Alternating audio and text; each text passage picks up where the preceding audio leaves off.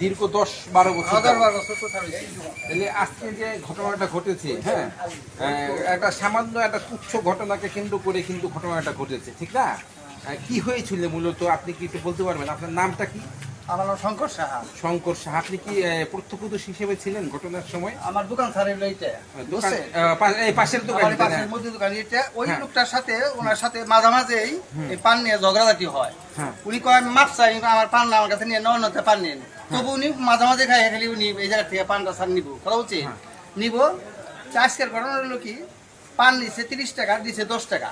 বলছে আমি পান বাকি দিতে পারবো না। এই কথা করার পর টাসকে একটা চর দিয়ে বসে, চর দেওয়ার পরে উনি করছে নাইমে আইছে। নাইমার পরে ওনার এই যে কলারটা ধরছে না, কলারটা ছাড়ে না, তারপর পাও দিয়ে লাত্তি মারছে, কথা বলছেন। মানে বেজাকে লাত্তি মারে পরে উনি পরেই শেষ হয়ে গেছে। মানে লাঠিটা কি গোপনাঙ্গে লাগছিল?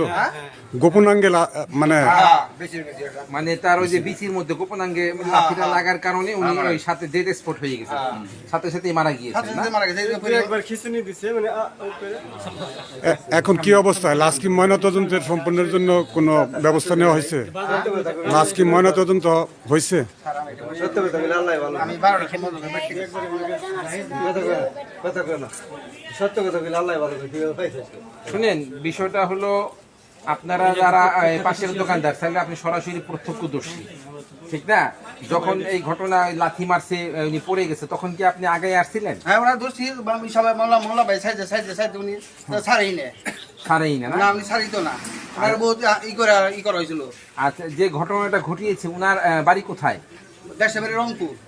না, উনি তো মারাই গেলেন। হ্যাঁ। আর যে ব্যক্তি ঘটনাটা ঘটিয়েছেন উনার বাড়ি কোথায়? অর্থাৎ ইসামুল্লাহ এই এলাকায় কি মানে বাসা ভাড়া করে থাকে? না না না, যে ঘটনাটা ঘটিয়েছে নিজস্ব বাড়ি ঘর আছে? হ্যাঁ, ওনার নামটা কি বললেন? ইসামুল্লাহ ইসামুল্লাহ। ওনার বাবার নাম আফামুল্লাহ। আফামুল্লাহ। উনি ওনার বাড়ি কি এই যে কোথায়? ভাকুমের অধিবাসী উনি। উনি এই ঘটনাটা ঘটিয়েছেন, ঠিক না? হ্যাঁ।